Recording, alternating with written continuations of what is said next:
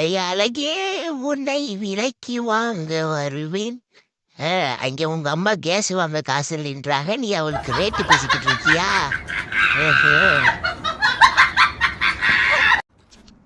அடியே, உனக்கு நல்லா சமைக்க தெரியும்னு மாப்பிள்ளை வீட்டில் நினச்சிக்கிட்டு இருக்காங்க.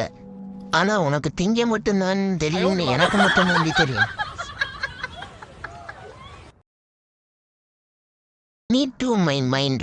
எனக்கு யாரும் வேணாம், எதுவும் வேணாம், நிம்மதியா வேணும். My mind to me. அதுக்கு நீ கோமாவுக்கு தான் போகணும். அப்பா, எனக்கு புது லஞ்ச் பேக்கும் வாட்டர் பாட்டில் வேணும். இருக்கடா, பழச கொண்டு போடா. ஏன்டா அது புதுசு வாங்கிட்டு இருக்க? எனக்கு பழசு வேணாம், புதுசு தான் வேணும். ஆட்டோ ஃபீஸ் கட்டணும்னு அம்மா 1000 ரூபாய் சொல்லு. அம்மா, ஸ்கூலுக்கு ஓபன் பண்ணாத வரைக்கும் பரவாயில்ல, ஓபன் பண்ணிட்டாங்கடா, ஜாலிதான் நினைச்சேனே. காசு காசு காசுன்னு காசா கேக்குறானே. இல்ல, ஸ்கூல் ஃபீஸ்ல இன்னும் 4000 ரூபாய் பேலன்ஸ் இருக்கான். அதுவும் நீ கட்டினாதான் உள்ள விடுவாங்களா, அம்மா சொல்லுச்சு. அப்பா, அது மட்டும் கிடையாது. குளிக்கிறியா இல்லையா? சிவகடாட்சி மாட்ட நெத்தியில ஒரு பொட்டு அம்சமா வச்சிருக்கா. மச்சான், நீ இங்கதான் இருக்கியா?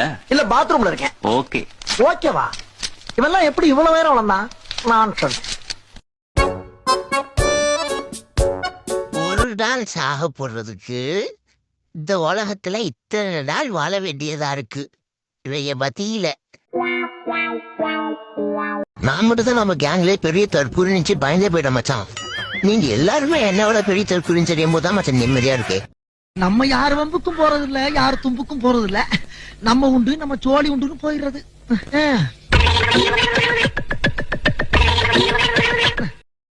என்னக்கா, நான் செஞ்ச சிக்கன் பிரியாணி எப்படி இருந்தது? சாப்பிட்டுட்டு அப்படியே மூச்சு பேச்செல்லாம் உட்காந்துருக்கீங்க. சிக்கன் பிரியாணியா? தக்காளி சாதத்துல எதுக்குடி சிக்கனை போட்டு வச்சிருக்குன்னு கேட்கலாம்னு நினைச்சேன். நல்ல வேலை தப்பிச்ச.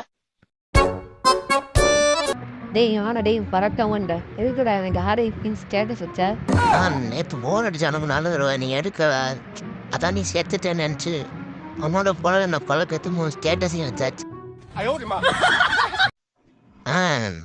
என்னன்னா நல்ல போஸ்டும் வீடியோவும் போட்டாலும் நல்ல மனசும் நல்ல ரசனையும் இருக்கிறவங்கன்னா கமெண்ட்டும் லைக்கும் பண்ணுவாங்க.